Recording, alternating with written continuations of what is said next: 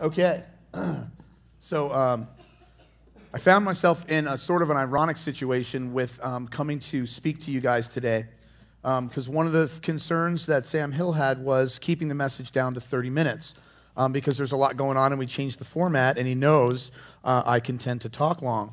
And so he tells me he's going to put me in touch with somebody to consult how to keep the message down to 30 minutes.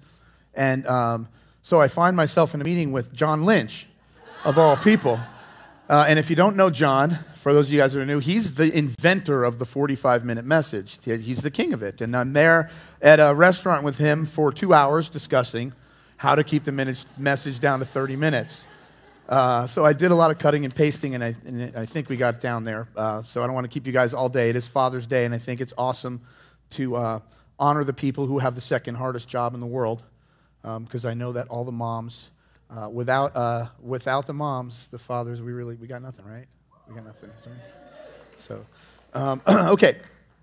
So we're in a series which has been entitled Encountering Jesus, and we're spending time with these real characters, these real accounts of people who have met with Jesus. And the idea is not just to give us a picture or some theoretical idea, but instead a real face-to-face practical experience of how Jesus seeks us out in our need, and he stands with us in the place of our need.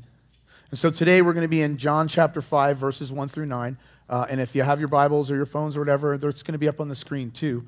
And I'm going to read it right out of here. After these things, there was a feast of the Jews, and Jesus went up to Jerusalem. Now there is in Jerusalem by the sheep gate a pool, which is called in Hebrew Bethesda, having 5 porticos. In these lay a multitude of those who were sick, blind, lame, and withered, waiting for the moving of the waters, for an angel of the Lord went down at certain seasons into the pool and stirred up the water. Whoever then first, after the stirring up of the water, stepped in was made well from whatever disease which he was afflicted. Interesting thing, it appears the common thinking of the day that they believed the rising and the falling of the spring waters was due to the angels or an angel of the Lord, and at certain times that angels would give the waters curative powers. And here's the catch. Only the first one in gets the healing.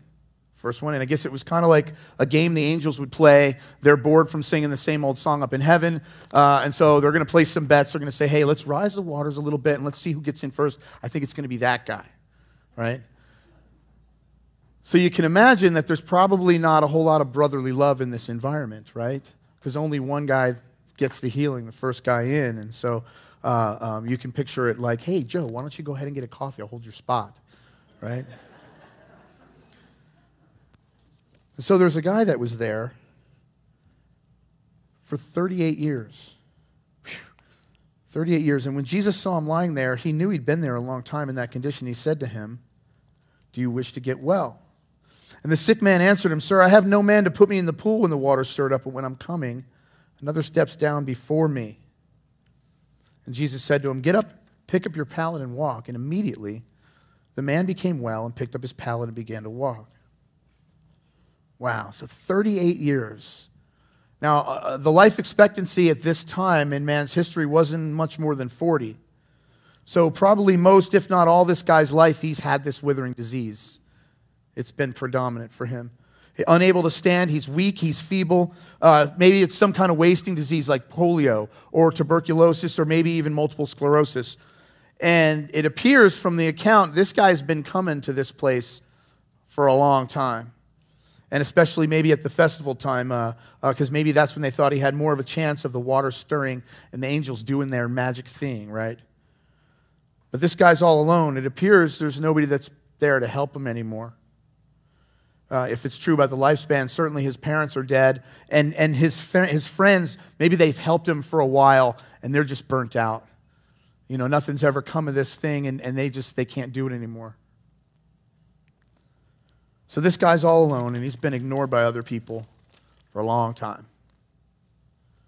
Wow, 38 years. He can't get off his mat. He can't stand up. He can't get off his pallet. He's almost certainly a beggar. And here he is at the Pool of Bethesda one more time. One more time to see maybe this time, maybe it's going to be different. Maybe it'll happen for me now.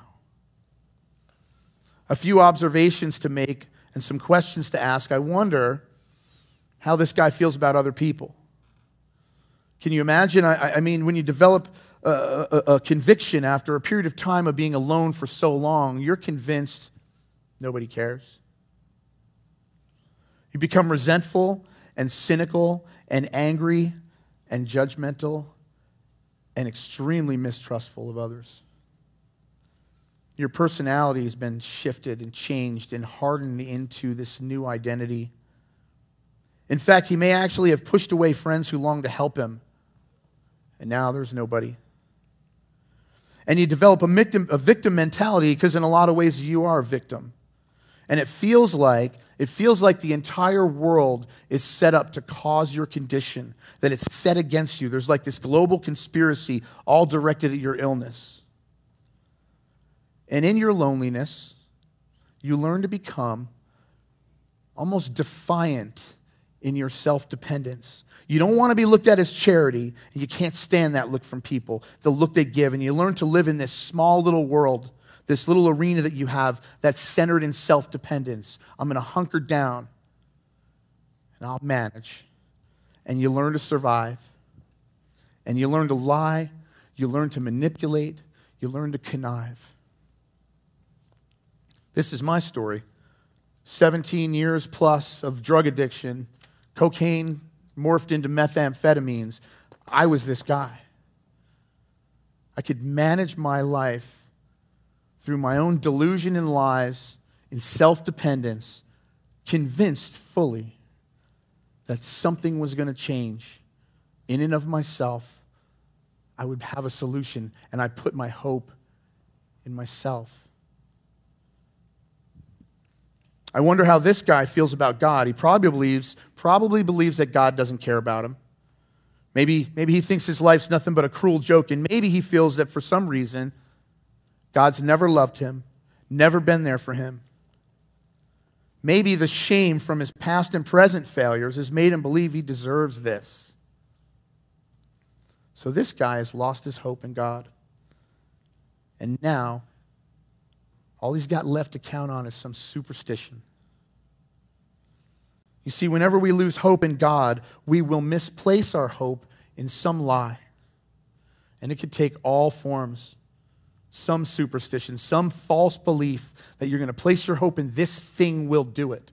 I hear it all the time at the jail. I do jail ministry, and guys tell me all the time when I talk to them, because I talk to them a lot about recovery, and they say things like, this time it's going to be different. I'm going to stay sober for my daughter. I've got a job waiting out there for me. It's going to fix it. They've got this plan and this hope placed in some person, place, or circumstance that they fully believe is going to fix them. I see those guys coming back again and again. This guy, he's turned to some superstition. But for me, my superstition, the lie that I place my hope in, is the lie of self-reliance. You see, I always thought and I was convinced that my intelligence would win the day. I'm smarter than most people, I believe. I still believe that to this day, although I've done some of the dumbest things anybody could ever do. But I was convinced that my intelligence was going to win. I was convinced that I was going to figure out my way out of this hole that I had dug. The problem was, my disease of alcoholism and addiction centers in my mind. I don't have the ability to think my way out of it. My thinking was part of the cause of the problem. I'm placing my hope in this superstition of self-reliance. A quick definition of superstition. Irrational belief usually founded on ignorance or fear and characterized by obsessive reverence for omens, charms, etc. So I wonder how this guy feels about himself. Despite his outward defiance, he's not fooling even himself. He knows and feels like he is unfit and ashamed of who he is. You know, he probably feels unworthy or undeserving of healing at this point. Self-pity, self-hatred, deep and constant shame. Shame for who he's become, even though it's not his fault he ended up this way. But it sure feels like it.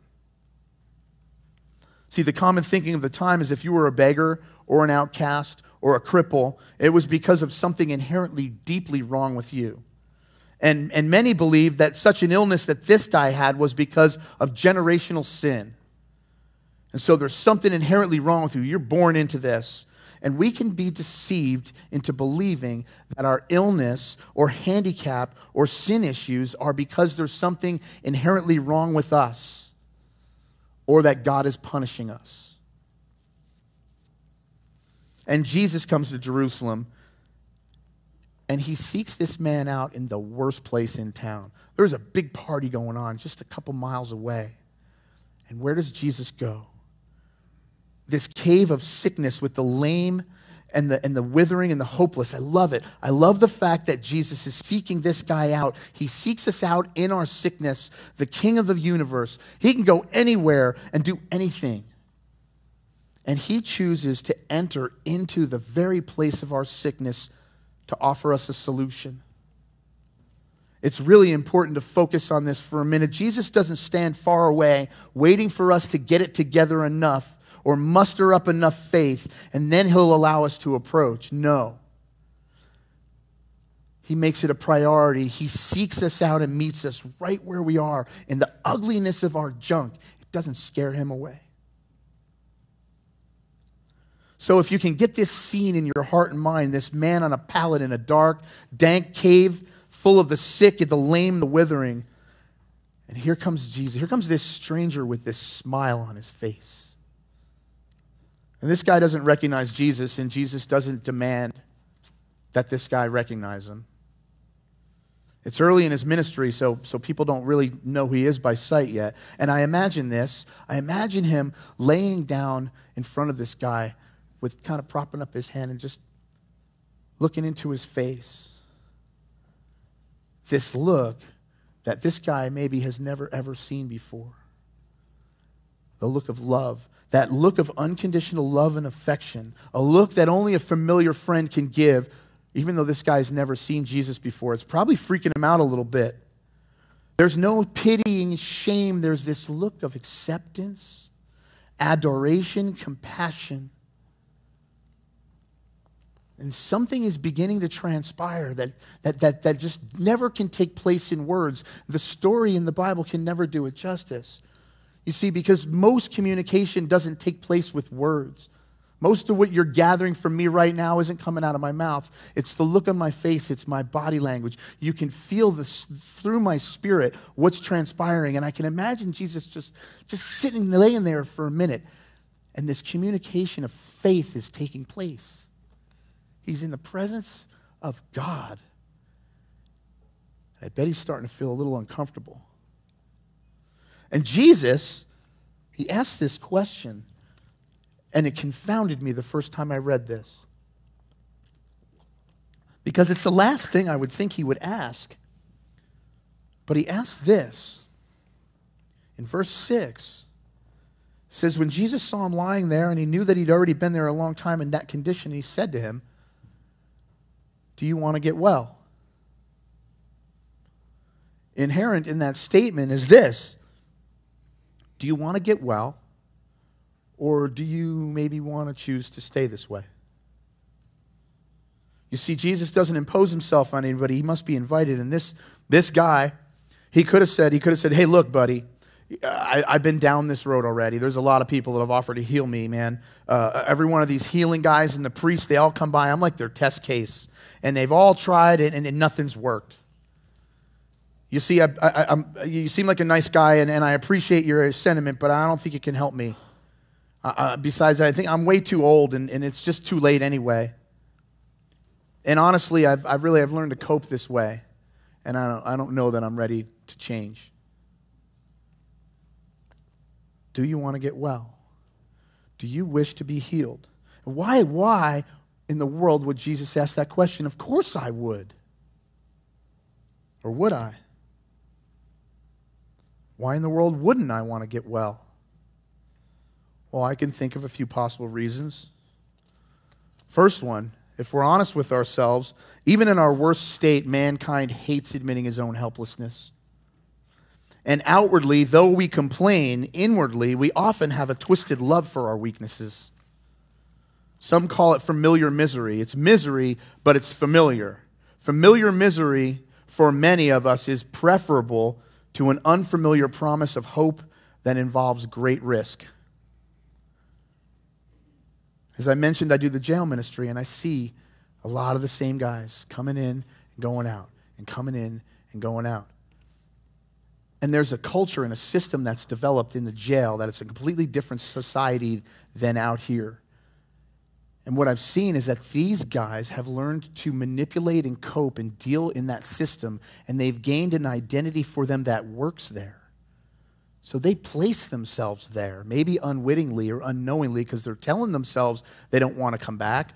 I'll ask at the service, who here, when you get out, wants to come back to jail? There ain't no hands. And then I'll say, how many people have been here more than once? Everybody. What's going on with that? And I think it is this. I think it is because that familiar misery has developed that pattern by which they feel comfortable in there. It's terrible. Jail is terrible. But it's all they know. They don't know how to live in freedom.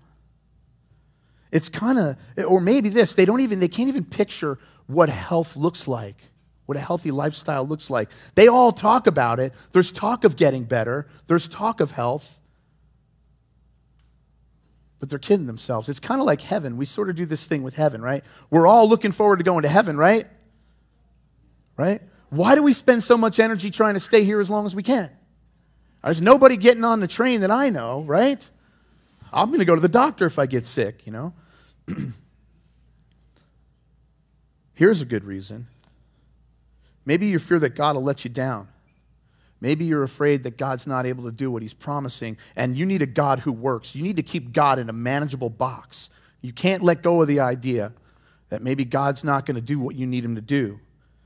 And I can't risk it because maybe he's not real or maybe he's not powerful enough. So we bluff in our Christian lives often, and we go around saying, God's good, everything's fine. My God reigns, sort of.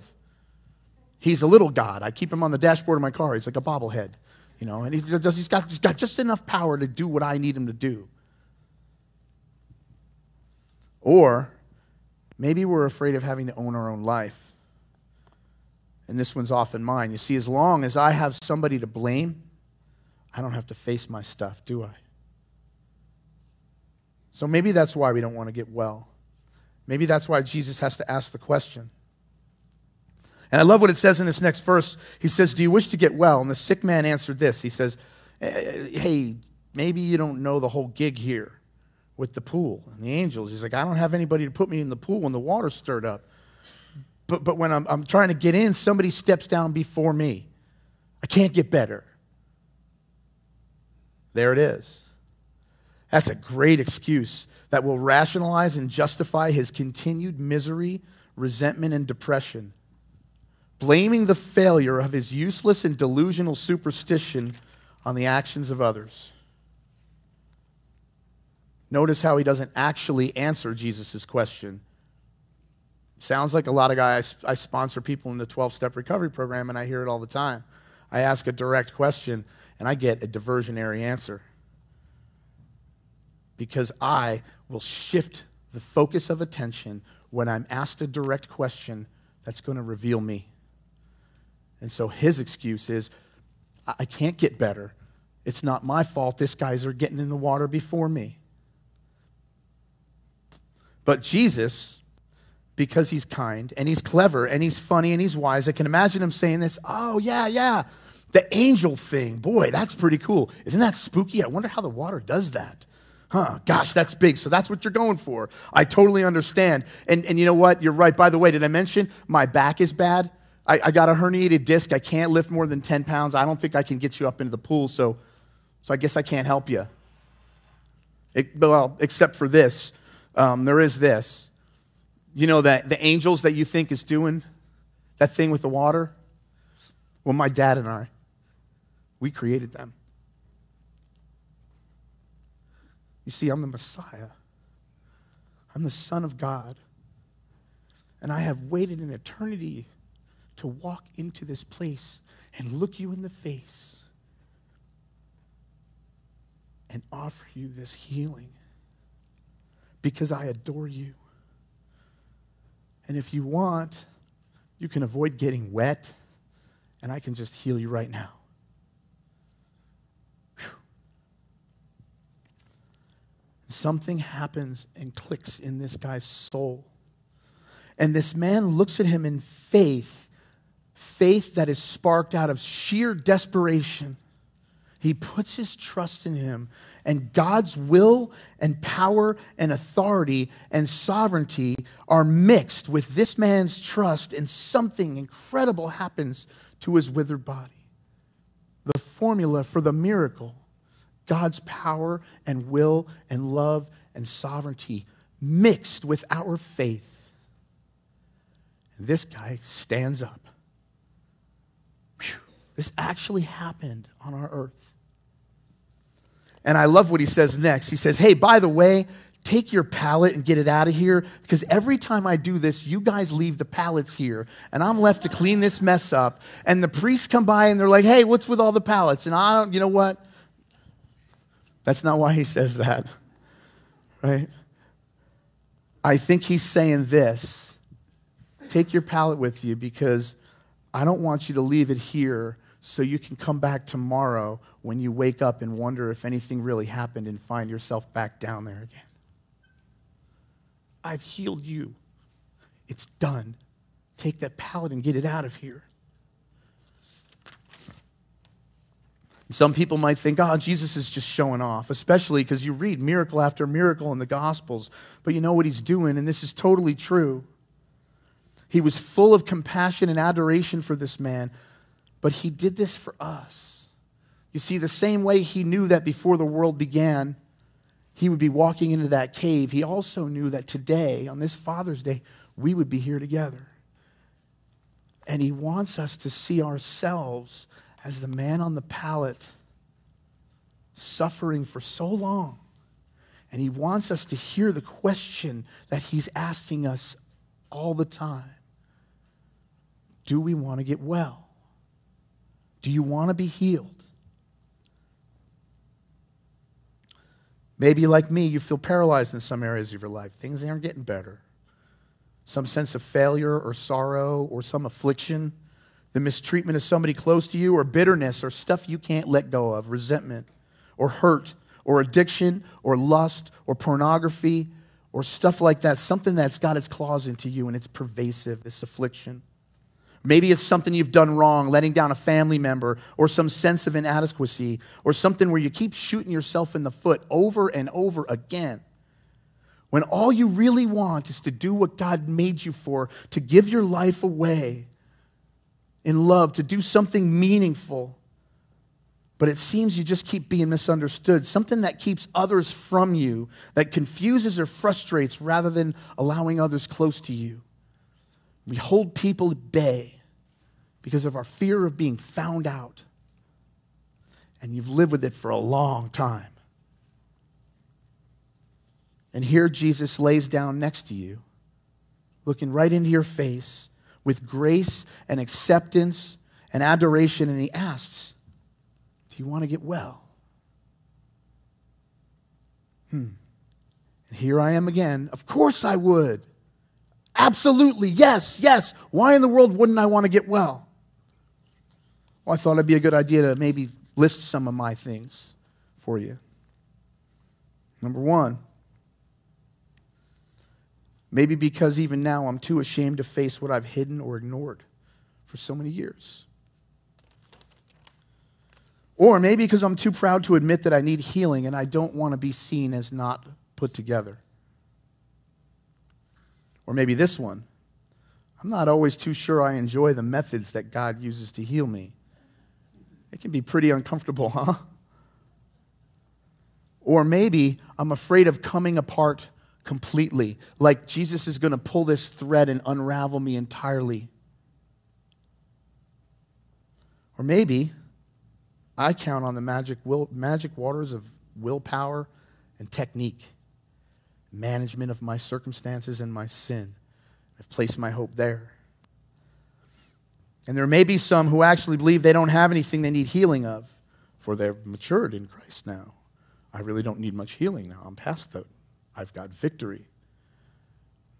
And if that's your mindset, then unfortunately, you're probably the most crippled of all. But Jesus wants to heal us, and He's able. He's able to heal your hearts and your wounds from the hurt you've done and the hurt that's been done to you. And He's fully willing and able to break even generational patterns of illness. But there's a couple of things required of you to experience this healing. Number one, humility that allows us to admit our weakness. And number two, letting go of placing our hope in anything but His grace and His love and His mercy and His will, doing things His way on His time. It's unlike anything else in the world, this healing, this transaction that happens with Jesus in this process. 2 Corinthians 12:9, it says this. It says, God says, my grace is sufficient for you, for my power is perfected when you admit, acknowledge, and boast in your weakness. So God's saying, look, you're not going to get any of my power in your own self-sufficiency, like none. And Paul, the writer, he laughs and he says, well, then I'm going to boast about my weakness because the power of Christ gets to dwell in me all the time. But so many of us miss this power dwelling in us because we're working so hard to prove that we're not weak, that we have sufficient power in ourselves. The sweet magic of this is to learn to boast in our weakness so the power of Christ in me gets released. I'd like to say I've got that all figured out, and I'm teaching that, and I've got it down pat. I'm terrible at it. I'm 47 years old, and I'm like a child learning this. I've done this completely, this submission and admission completely with my addiction to drugs. I've been sober for 13 years, and I don't have, the temptation is gone. It's a miracle, right? But I'm still really messed up in a lot of areas of my life. You'd think I would have figured it out by now. That apparently there's some things about me that I say I would like to be free from, but my experience tells me otherwise, and it reveals me. The writer of this book, 12 Steps and 12 Traditions, states this with respect to step 6 in the 12-step program, which says we're entirely ready to have God remove all these characters of defects. Let me get over to page 6. Page 64, here we go. Having been granted a perfect release from alcoholism, why then shouldn't we be able to achieve by the same means a perfect release from every other difficulty or defect? This is a riddle of our existence, the full answer to which may be only in the mind of God. Wow. He goes on to say, what we must recognize now is that we exult in some of our defects. We really love them. Who, for example, doesn't like to feel just a little superior to the next fellow, or even quite a lot superior? Isn't it true that we like to let greed masquerade as ambition? To think of liking lust seems impossible. But many men and women speak love with their lips and believe what they say so they can hide lust in a dark corner of their minds. Self-righteous anger can also be very enjoyable. In a perverse way, we can actually take satisfaction from the fact that many people annoy us. For it brings a comfortable feeling of superiority. Gossip, barbed with our anger, a polite form of murder by character assassination, has its satisfactions for us too. We're not trying to help those we criticize. We're trying to proclaim our own righteousness. Boy. So I can finally see that in order to be able to say yes to Jesus' question, I've got to let go of whatever lie that I'm holding on to that makes me feel worth more than others and see it for what it is. A sin that I'm powerless over. And then Jesus can heal me. And it's often, in my experience, it's a long, drawn-out process over a period of time. The process starts like this. It looks like this. It starts with humility that allows you to see the truth of your condition. Then there's an admission of my helplessness that admits the truth of my inability to fix myself. I believe it was the utter helplessness of this man that drew Jesus to him. And we sort of live with this false sense of responsibility in dealing with our sin. And may of you, anybody hear the verse, ever heard the verse, the Lord helps those that help themselves? You ever hear that? I heard that. I'm like, where is that in the Bible? And I'm flipping through. I can't find that anywhere. And a buddy of mine says, yeah, that's in chapter 5 of Hereticus. I'm like, huh? It's not true. The Lord doesn't help those who help themselves. You know who the Lord helps? The helpless. The ones who admit their need. Not the self-sufficient. And the healing process is ongoing. And it requires my continued dependence upon him. Jesus doesn't say, okay, I've done my part. Now the rest is up to you. Hope your cheese doesn't get moldy. Good luck. No. And a good friend of mine, Scott, pointed out this. One of the things I think is super important, is required in this process, which is awesome about Open Door, is an environment of safety where you can be known in your weakness. And you're not going to be condemned or held in contempt or judged for it. And I got to say, thank you guys, because you put up with me for 13 years in my sin, in my character defects, in my arrogance, in my judgmentalism, in my stubbornness, in my attempt to control every aspect of everything. And you love me through it. And Sam is laughing back there. He's like, yeah, I know that guy. Amen. And this has been a safe place for me. I don't have to fear being found out here. And if you're new here, gosh, if you don't stay, I hope you find it somewhere else, but I don't know. I'm not risking leaving here. This is where I feel safe and known. So Jesus has a solution for those who've given up trying to solve their issues through their own strength and wisdom. He can't do anything for anybody else. A couple of conclusions to be drawn from this reality. Sin management is an oxymoron. It's a self-defeating statement. It's a contradictory term. Self-protection, oxymoron. Self-restoration, oxymoron. It's not real. Instead, humility, the admission of my helplessness, and then trust that says, Jesus, I hear that you can fix me, that you can heal me, and that you have the ability. I hear that you say you want to. I believe you.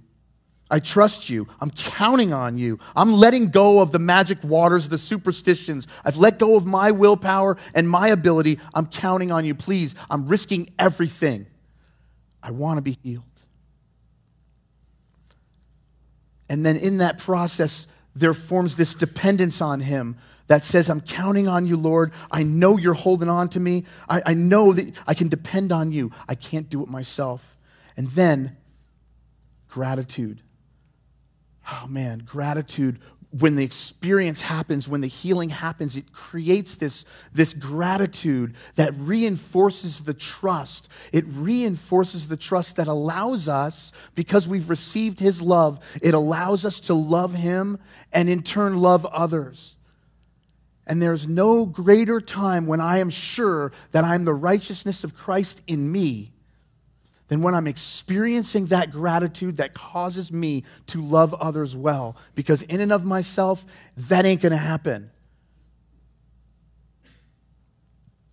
Can you imagine the gratitude for this guy had after 38 years on that mat? Can you imagine the gratitude? Can you imagine the testimony this guy has to carry? Wow.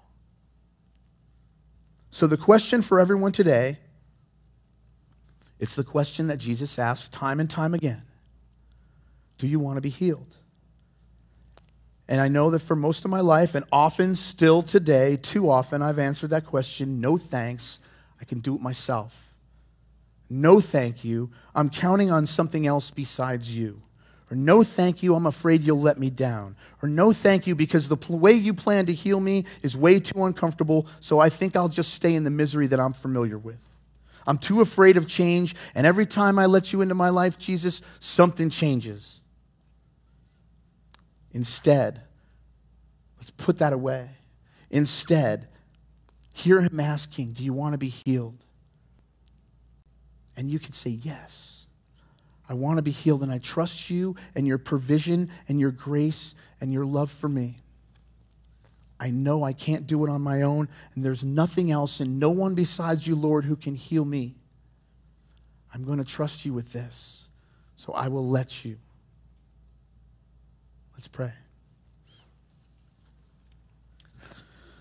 Father, we so often misplace our hope. We place it in ourselves. We place it in circumstances and other people and things that we think we can manage and manipulate that are going to fix us. And God, it doesn't work. It never does. And yet you stand with open arms and you will continue to faithfully ask us that question with unlimited patience, allowing us to get to that place where we will finally say yes. And there, in your grace and your mercy and your power, mixed with our trust, the healing happens. God, and my prayer is for everyone in this place today that you know where the suffering is, and you know the places that we're holding on to. God, help us to let go of that. Help us to let go of our own willpower and our placing our hope in something that's not going to work. Help us to admit to ourselves how much we need you for everything, that we can be healed. In your name, amen. Thanks, you guys.